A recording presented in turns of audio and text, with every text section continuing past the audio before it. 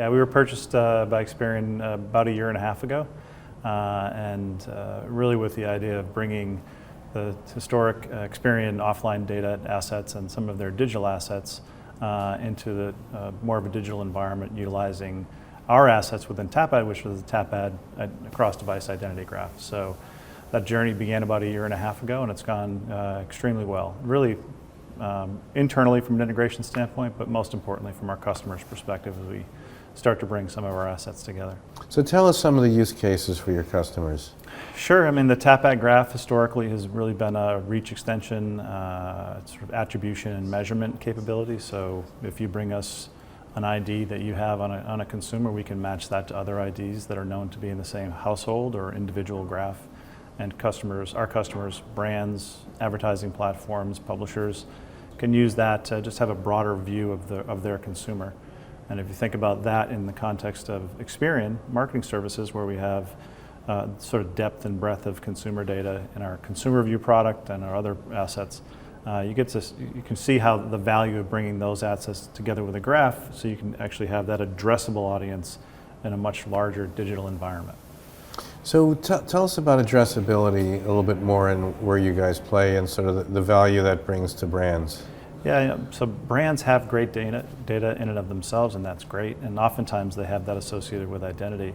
But even if they create a first-party data solution, they'll have a hard time seeing that first-party data in the wild, basically as they're out there looking to buy advertising against those IDs.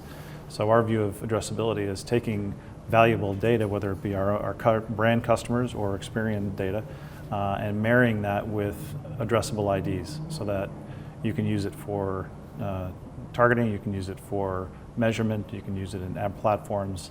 This really gives a kind of a reach extension view of very valuable data across a larger sort of addressable market. Mark, there's been a lot of talk about interoperability between data sets. Clean rooms are a big topic. Where does all that stand, and how do you play in that? And is there some issue about being sort of closed off into these walled gardens? And what about interoperability in clean rooms? Yeah, interoperability generally is kind of right in Tapad's sweet spot. We announced a solution about a year or so ago called Switchboard. And it's really a recognition that as cookies go away and mobile ad IDs go away, other identifiers are emerging. And you've got tens or dozens of companies that are coming up with their own ID. Our goal is to make sure that advertisers and marketers can still have a scaled view of the consumer.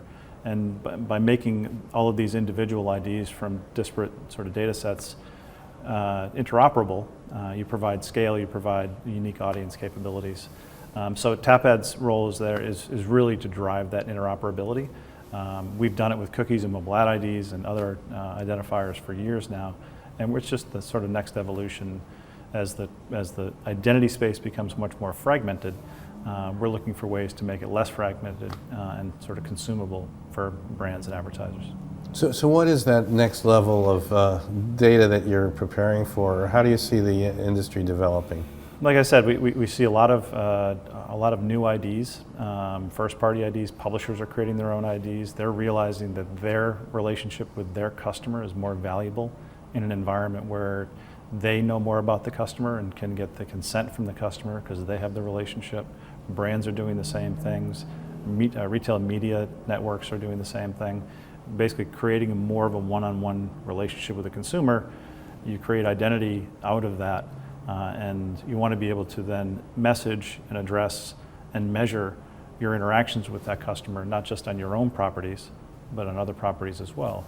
And that's where the sort of interoperability of identity comes into play. How do you make all those sort of relationships independently consented and collectively consented come together in a way which is privacy safe, respects the relationship with the consumer, which the brands are investing in and publishers are investing in. And it's really a great time for the ecosystem to have that relationship with the customer, the trusted relationship with the customer drive what we think is going to be a lot of growth. We're very optimistic.